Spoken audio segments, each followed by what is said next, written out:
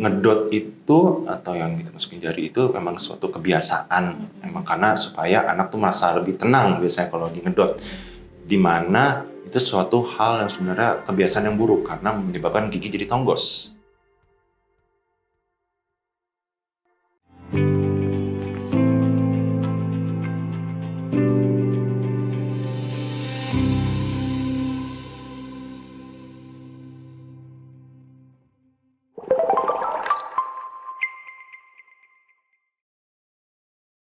Hai sahabat Indrayana, selamat datang di podcast Sahabat Indrayana, tempat di mana ngobrol santai tapi tetap berbobot mengenai kesehatan. Saya Tasya, saya senang sekali untuk menemani sahabat Indrayana di rumah di episode kali ini. Nah, di episode kali ini kita akan membahas mengenai topik yang sering ditanyakan oleh orang tua yang memiliki anak kecil nih. Apakah gigi tombos pada anak dapat disebabkan karena kebiasaan ngedot hingga usia sekolah?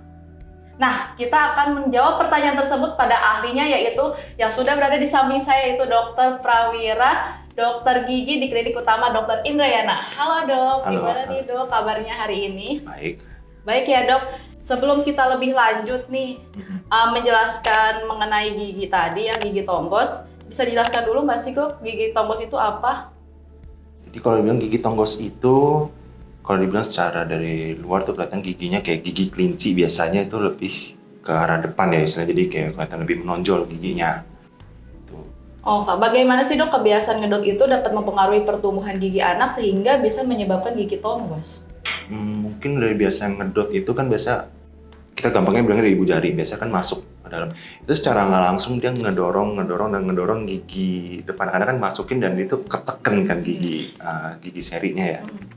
Makanya kalau lagi anak kan masih dalam fase pertumbuhan dan masih tulang kan masih belum terlalu keras, jadi dengan jempolnya kedorong pelan-pelan jadinya ke depan. Makanya sering ada yang ledekan, giginya gigi kelinci tonggos, itu gara-gara itu biasanya sih, karena itu biasanya ya. Biasanya berarti karena isap jari ya dok ya, ngedotnya karena isap jari ya. Oke. Selain ngedot nih dok, ada nggak sih kebiasaan lain yang kita nggak sadari yang membuat gigi kita tuh nggak rapi atau tonggos dok? Tonggos itu ada dua penyebabnya. Pertama, dari yang kita tadi bahas pertama, yang kebiasaan habit karena masukin ibu jari atau ngedot ya, bilang istilahnya, tapi biasa sih lebih spesifik ibu jari. Kedua, ada faktor keturunan, di mana itu dari bentuk tulangnya, rahang atasnya, jadi pas lahir emang nanti tumbuhnya akan tonggos, walaupun dia nggak pernah ngedot, kok tonggos? Nah, itu bisa faktor keturunan. Jadi ada dua faktor juga ya dok ya? Dua kemungkinan, maksudnya gue tanya, ini tonggos karena apa? Kita harus telusuri dulu, kenapa penyebab ininya, faktor pencetusnya kenapa? Ngomong-ngomongin tadi soal pewarisan dari orang tua nih dok, apa benar nggak sih dok itu tuh benar-benar kalau misalnya orang tua nih, banyak soalnya berita-berita nih dok ya di luar sana, kalau orang tuanya tuh giginya tonggos gitu, anaknya tuh bisa mewarisi juga gitu. Seberapa ini sih besar peluangnya anak mewarisi orang tua, maksudnya yang punya gigi tonggos juga? Pokoknya kalau misalkan ada salah satunya, gampangnya gini, kalau ada salah satunya ada yang tonggos, jadi memang kemungkinan anak pasti ada yang tonggos, ya ada. Itu sama kayak tadi saya bahas, coba telusuri juga dari lihat dari kakek neneknya juga, dari entah apa, dari faktor apa, dari yang dari bapaknya atau ibunya, yang kakek neneknya juga dicek apakah ada yang tonggos. Itu emang faktor turunan memang ada. Jadi, faktor keturunan juga ada ya dok ya. Kalau ngomongin waktu berhenti ngedot nih dok, sebenarnya berapa sih usia yang pas untuk anak itu berhenti ngedot? Ada usia patokannya gitu nggak dok? Sebenarnya kalau dari semuanya pengalaman, aku nanya-nanya kemana-mana ke dokter, rekan sejawat, secepatnya. Oh, secepatnya. Gak ada faktor bilang, tunggu dulu anaknya umur berapa. Nggak, jangan. Karena itu kan suatu kebiasaan habit masukin. Karena kalau masukin itu, coba rasain ya, itu rasanya jadi suatu hal yang bikin kalian tuh tenang gitu, comfort zone gitu lah istilahnya, enak. Nah itu tapi kan suatu hal kebiasaan yang buruk buat gigi tonggos. Itu harus di stop secepatnya.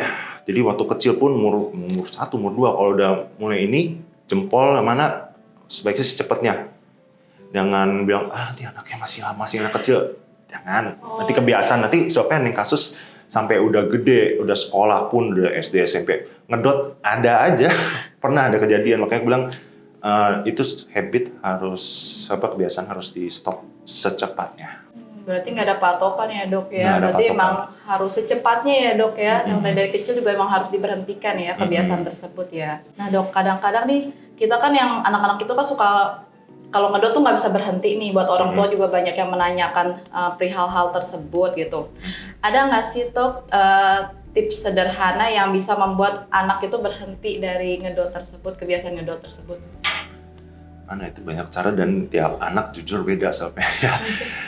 Ngomongnya gampang ya, saya sebagai dokter bilang ngomong gampang, ngelakuin susah, tapi salah satunya ada caranya mengalihkan supaya tidak ngedot. Misalkan, nggak boleh atau gimana, maksudnya dialihkan dia kasih mainan, apa jangan HP, tapi ya gadget jangan. Tapi maksudnya dialihin, misalkan kasih mainan yang, biasa sih kalau anak kecil itu dikasih mainan yang bunyinya heboh sih, yang kerjing-kerjing mana pasti akan ke distract.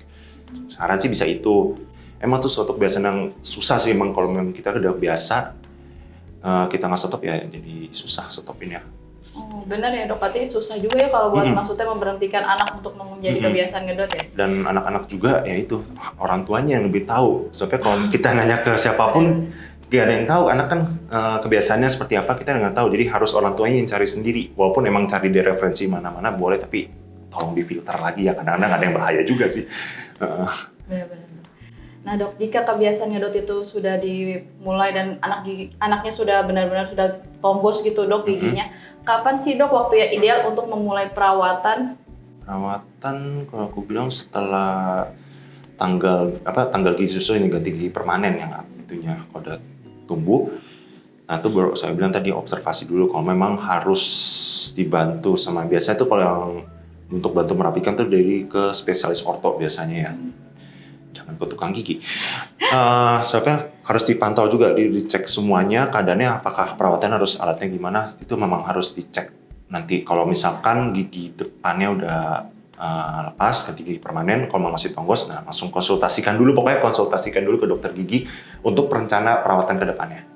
Nah Dok, sebelum ini pertanyaan terakhir nih, kesimpulan dong Dok dari pembahasan kita kali ini apa nih Dok? Ngedot itu atau yang kita masukin jari itu memang suatu kebiasaan, memang karena supaya anak tuh merasa lebih tenang biasanya kalau lagi ngedot, dimana itu suatu hal yang sebenarnya kebiasaan yang buruk karena menyebabkan gigi jadi tonggos. Nah, tapi yang lebih penting di stop kebiasaan ngedotnya juga, sama orang tuanya harus dibantu di stop, entah gimana caranya, pokoknya harus cari tahu secepatnya di stop kebiasaan itu.